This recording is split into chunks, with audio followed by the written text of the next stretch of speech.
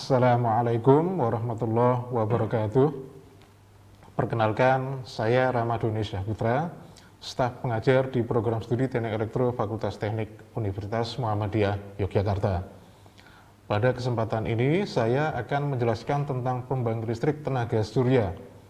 Materi pembangkit listrik tenaga surya ini merupakan bagian dari materi kuliah Kimia Teknik dan Ilmu Lingkungan yang diberikan di semester pertama pada program studi Teknik Elektro Fakultas Teknik UMY. Pembahasan pembangkit listrik tenaga surya meliputi sejarah penemuan sel surya, struktur, prinsip kerja, dan aplikasi sel surya sebagai pembangkit tenaga listrik.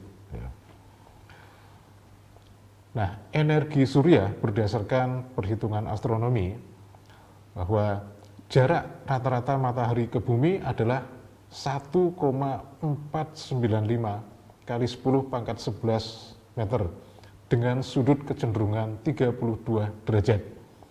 Radiasi yang dipancarkan oleh matahari ke bumi menghasilkan intensitas yang hampir konstan di luar atmosfer bumi. Menurut World Radiation Center, daya rata-rata radiasi matahari di permukaan bumi yaitu sebesar 1367 watt per meter persegi.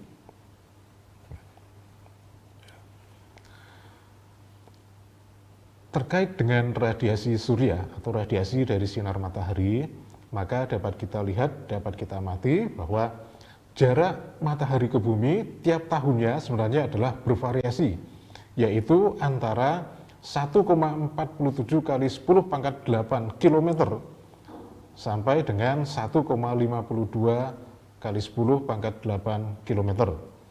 Nah, hasilnya daya persatuan luas di bumi juga akan bervariasi, yaitu 1,325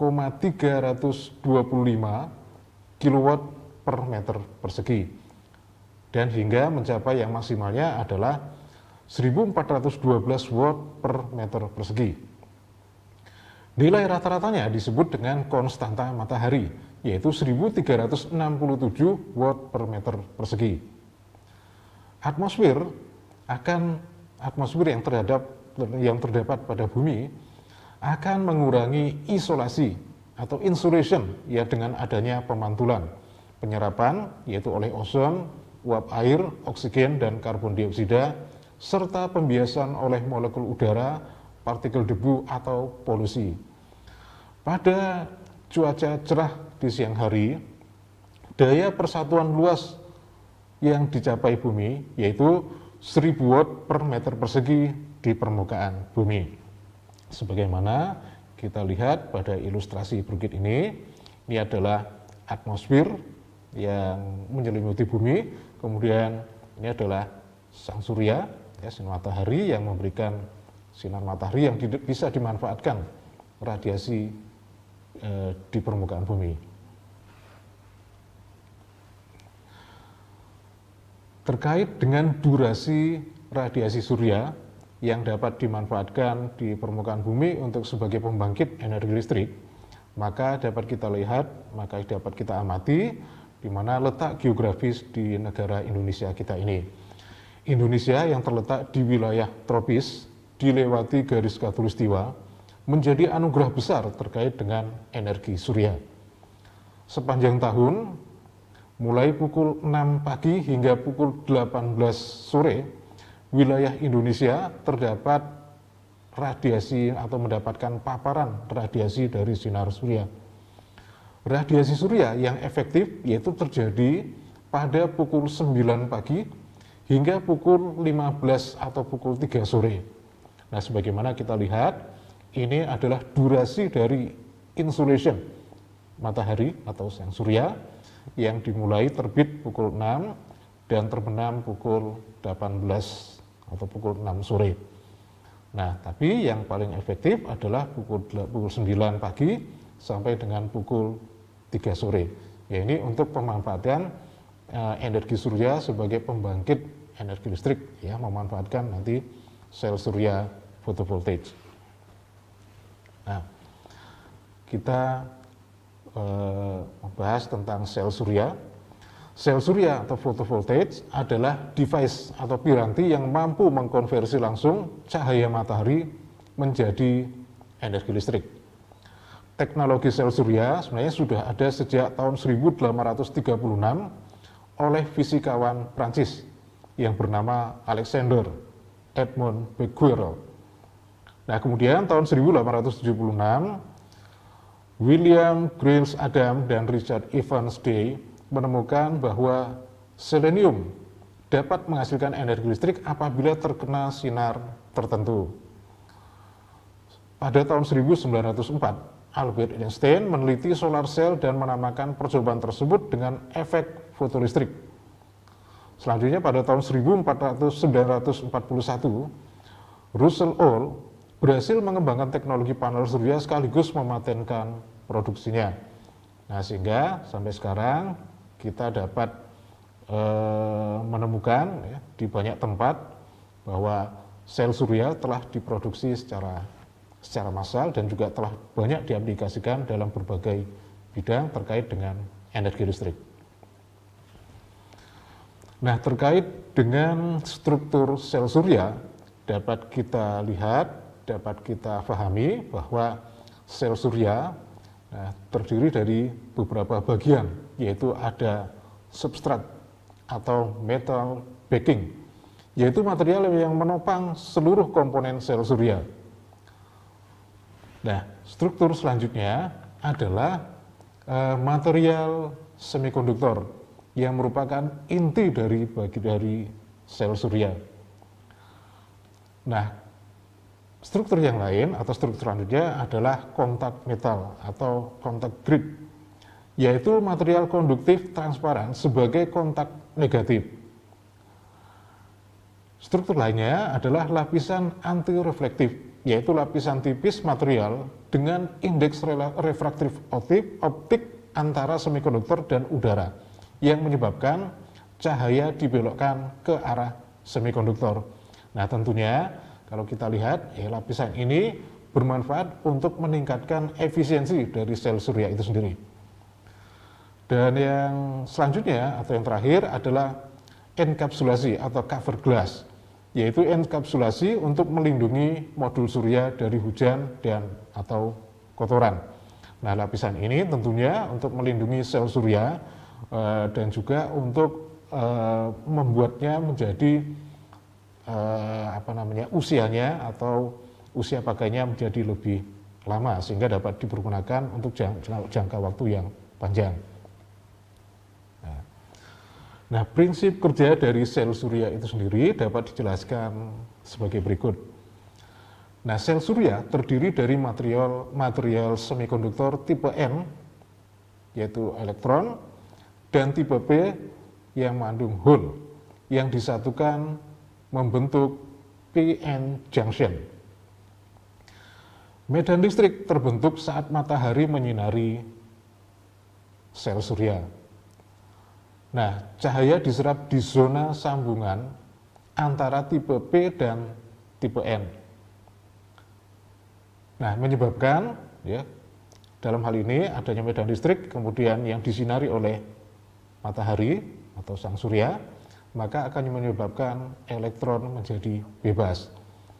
Nah, jika cahaya memiliki energi yang cukup, maka elektron akan dapat melewati medan listrik di junction dan bebas bergerak melalui silikon dan masuk ke dalam sirkuit eksternal. Saat melewati sirkuit eksternal, energi dilepaskan untuk mensuplai beban listrik, yaitu contohnya adalah menyalakan bola lampu dan akhirnya kembali kepada sel surya. Nah, ini adalah siklus dari sel surya, di mana sel surya ini adalah piranti yang mampu mengubah langsung dari energi cahaya menjadi energi listrik tanpa konverter apapun atau tanpa perantara apapun. Nah, aplikasi sel surya sebenarnya terdiri dari dua jenis, yaitu yang off-grid, yaitu yang tidak terhubung dengan jaringan listrik, dan yang satu lagi adalah aplikasi yang on-grid, yaitu terhubung dengan jaringan listrik. Nah, untuk aplikasi sel surya yang off-grid dapat dijelaskan berikut ini sebagaimana banyak diaplikasikan untuk solar home system, yaitu sel surya yang diaplikasikan untuk melayani atau mensuplai energi listrik pada skala kecil, yaitu skala rumah tangga. Nah, salah satu aplikasi sel surya adalah untuk skala rumah tangga ini ya sebagai pembangkit listrik. Nah, umumnya berupa sistem arus arah atau sistem DC dengan kapasitas 1 sampai 100 watt peak atau sampai dengan bahkan sampai 1000 watt peak. Nah, cara kerjanya hampir sama dengan yang kalau kita lihat pada lampu-lampu penerangan jalan umum atau JPU. Jaringan ini sebagaimana dijelaskan tadi bahwa jaringan ini merupakan off-grid, yaitu tidak terhubung dengan jaringan listrik ya milik PLN. Dan untuk menyimpan energi listrik ya, terutama pada saat malam hari, penggunaan malam hari, maka diperlukan sebuah baterai atau suatu baterai yang cukup menyimpan energi untuk melayani beban listrik pada saat malam hari. Nah, pada saat daya listrik dari PLTS atau pembangkit listrik tenaga surya lebih besar dari beban, maka kelebihan dayanya akan dikirim ke baterai untuk disimpan. Nah, jika daya listrik PLTS kurang dari daya beban, maka kekurangan daya akan disuplai dari baterai.